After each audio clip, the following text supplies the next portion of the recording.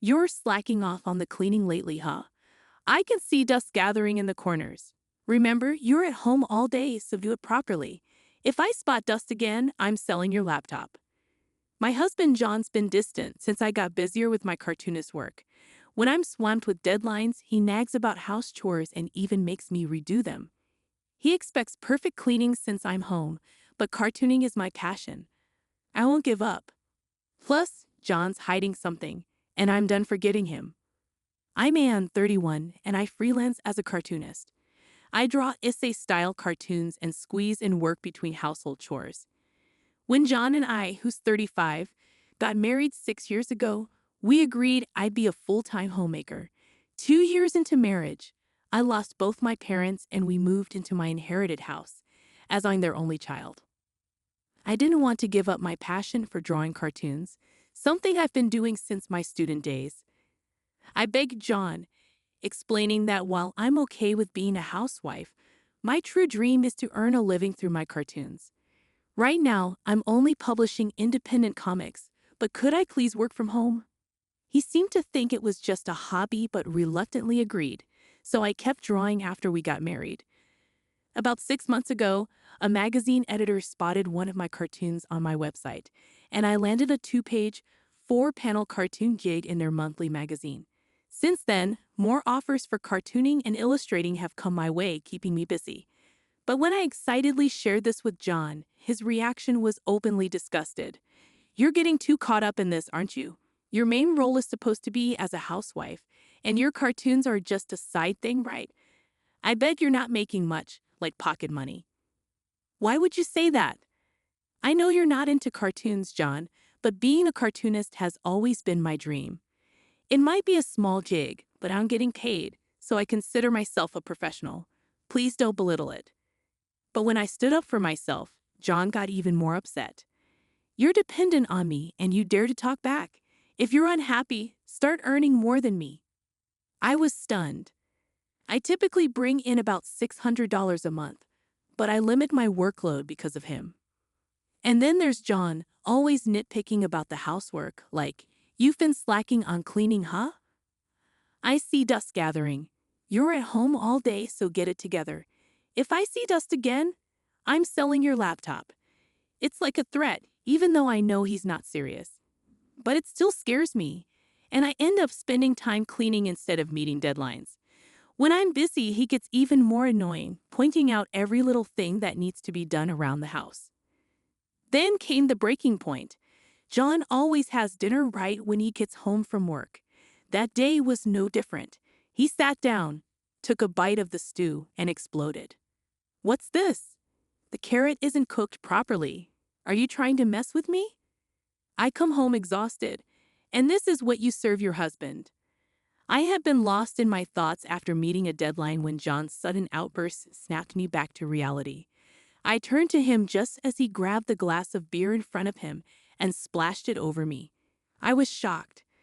I never imagined I'd have beer thrown at me. The surprise hit me hard because I never saw it coming. I'm sorry. I must have been distracted while cooking. The rest of the meal should be fine, so you can just ignore the carrot. Midway through cooking, I realized I forgot to add the carrots. In my rush, I tossed them into the stew without parboiling them.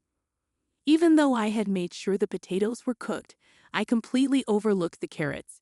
It was unlike me to make such mistakes, and I felt awful. It seemed John couldn't forgive this slip-up as easily as I had hoped. It's frustrating to have a wife who can't even handle basic household tasks. "Maybe I shouldn't have married you," John muttered as he stood up and walked out of the dining room. I hurried after him as he headed towards the bedroom. "Where are you going?" "I need some space until you realize what you've done." "What?" I stood there stunned as John packed his things into a travel bag and walked out. I tried to follow him, but he hailed a taxi at the nearest station and disappeared. Despite my repeated calls and texts, he didn't respond or read my apologies. Overwhelmed, I collapsed and broke into tears. It was then that I felt a tap on my shoulder. Turning around, I saw Mr. Tom, John's boss. We used to work together before John and I got married, with Mr. Tom being my boss who had mentored me when I first joined the company. "Mr. Tom, you smell like alcohol. Were you drinking while cooking?" I joked, trying to lighten the mood. "Hello. I hate to admit it, but I had a disagreement with John," he replied somberly. "That guy can be a bit arrogant sometimes. It's manageable when it's just work-related, but I can only imagine how frustrating it must be living with him." I vented, feeling relieved to share my feelings.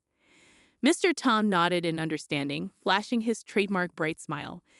That smile had always been a source of comfort to me during tough times at work. We decided to grab a bite at a nearby diner and catch up. "So what's got you so upset?" he asked kindly. "Well, it's my fault. I messed up the cooking today. Tried making a stew, but the carrots weren't cooked well, and it upset John." "Ah, happens to the best of us. My wife does the same sometimes.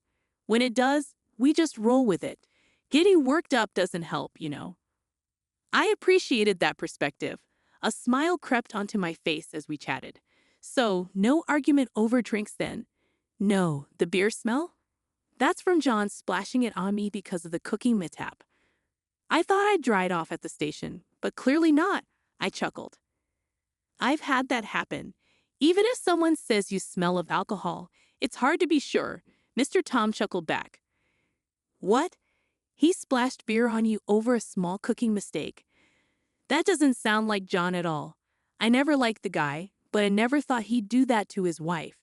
Mr. Tom's voice dripped with genuine indignation, oddly lifting my spirits. "Why did you come to the station? You look like you ran here in your apron." "Another issue with John?" I asked.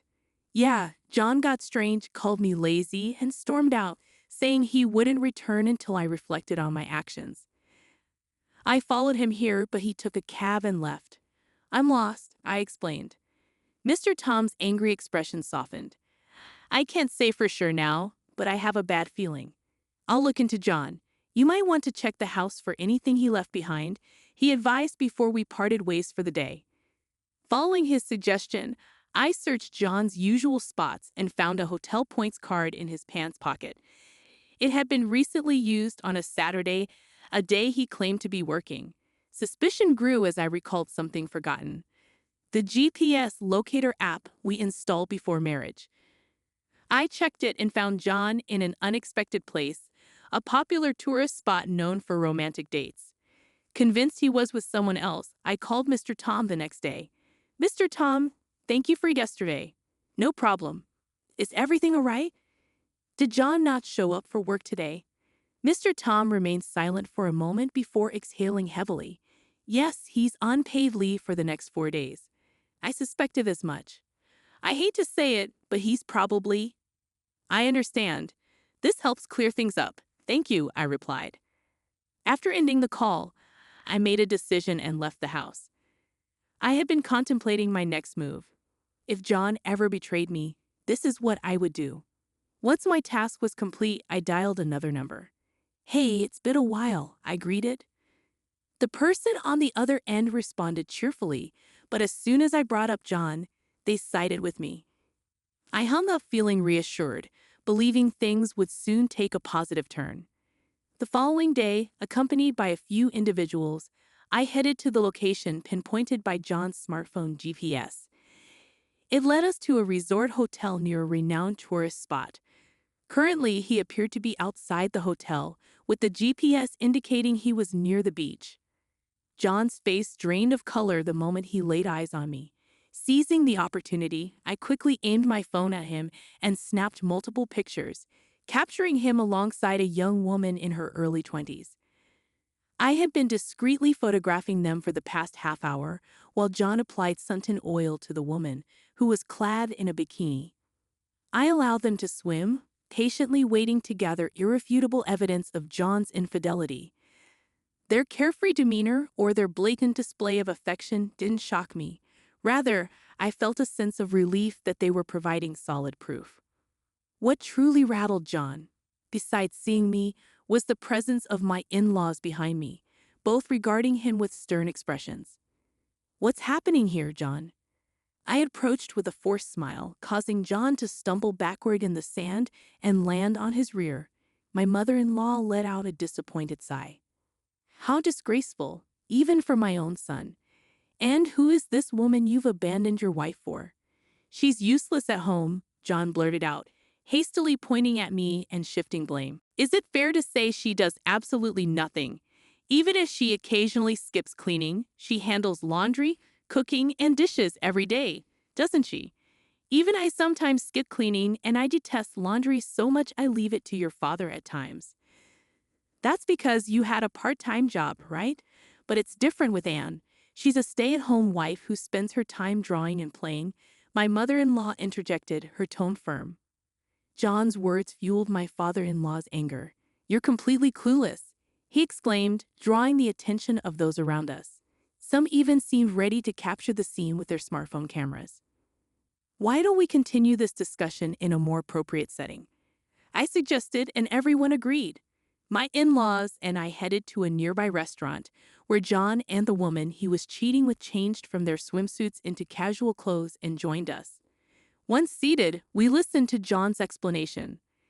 I wanted Anne to be a stay-at-home wife, but she picked up this useless hobby of drawing cartoons and neglected her housework. When she refuses to obey me, it's only natural for me to seek a replacement wife, John declared. Mary was quick to respond.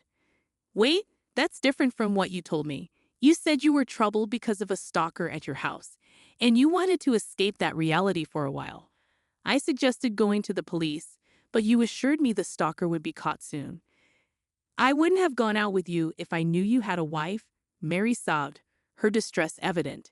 It turned out she was a college student who had met John on a dating app. Attracted to an older man, she agreed to date him, only to realize she had been deceived. I'm really sorry. I won't contact John again. Consider this a lesson learned, and I'll be more careful next time. Mary apologized, bowing deeply to me and my in-laws before showing us the screen where she deleted John's number. Leaving some money for her coffee on the table, she hurriedly left. I shot a glare at John, who looked stunned by Mary's departure. It's only natural that I have my own feelings and circumstances. I'm not some robot you can manipulate. Cheating just because things aren't going well is despicable, I admonished. Before John could respond, my father-in-law interjected, his tone firm. You still seem too content, John. But who's the one working and providing for Anne? You should respect me as the breadwinner. John trembled with anger, but my father-in-law addressed him calmly.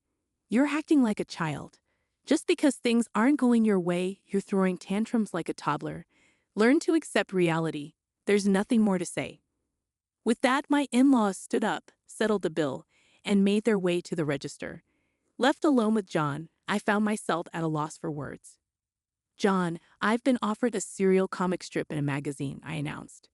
John's demeanor shifted completely, and he looked at me with surprise. Oh, congratulations. Because of this opportunity, I can no longer be the stay-at-home wife you want. I'm sorry, but I'm tired of being with you, John. I want a divorce. I'm sorry. It's all my fault. You can pursue your comics, and I'll help with the housework.